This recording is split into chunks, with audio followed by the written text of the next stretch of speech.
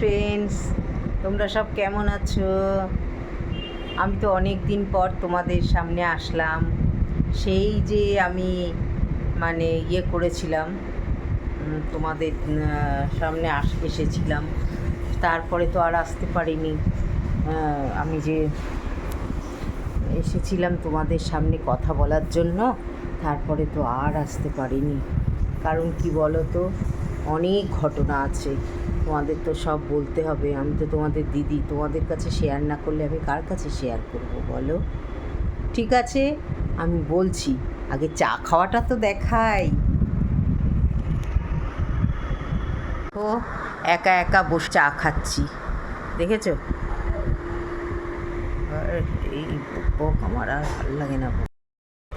আমি তো সেই লাইভে এসেছিলাম, তারপরে আর তোমাদের সাথে আমার আর কথা হয়নি। কারণ কি বলো তো, কারণ আমার ছোটো মেয়ে সেদিন এসেছিল, অনুবাবু এসেছিল, আমার বড় মেয়ে ছিল, আমার ভীষণ আনন্দ হয়েছিল। কিন্তু ওরা সব চলে গেছে। বড় মেয়ে তো চলে যাবেই, কথাই ছিল, কিন্তু না, অনুবাবুরাও চলে গেছে। সেই জন্য আমার বাড়ি একদম ফাঁকা, আর সব ওপর নিচ থেকে সব ওপরে তুলতে হচ্ছে। আমি তো এত ওপর নিচ করতে পারবো না, তাই জন্য সব ওপরে তোলা হচ্ছে। ওই জন্য তোমাদেরও সময় দিতে পারছি না, আমি আসতেও পারছি না ক্যামেরার সামনে। কি করব বলো?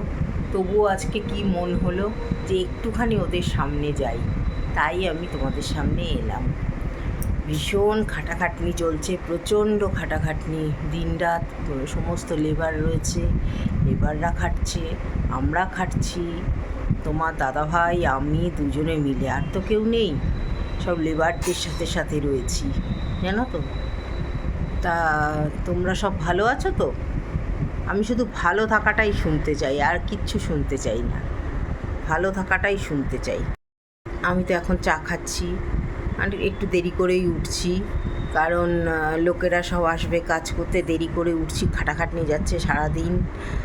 আর পরে একটু 9টার মধ্যে ঘুম থেকে উঠে সমস্ত কাজ সেরে তারপরে নিচে জল টল ঢেলে আসলাম, এসে তোমার ওই চা খেলাম। এখন তোমাদের দাদাভাই চা করে খাচ্ছে নিজে একা, কারণ আমি তো ওই চা খাই না, আদা গোলমরিচ তারপরে তোমার কালো জিরে এইসব দিয়ে চা খায়। আমি তো তা খাবো না, আমি আমার মতো চা করে নিলাম, আমার মতো আমি চা খেলাম, বুঝেছো? তবে আজ এইটুকুই থাক, পরে আবার কথা হবে, ঠিক আছে? সবাই ভালো থেকো, সুস্থ থেকো, দিদিকে ভুল বুঝো না, দিদির সাথে থেকো, ঠিক আছে? তবে রাখি।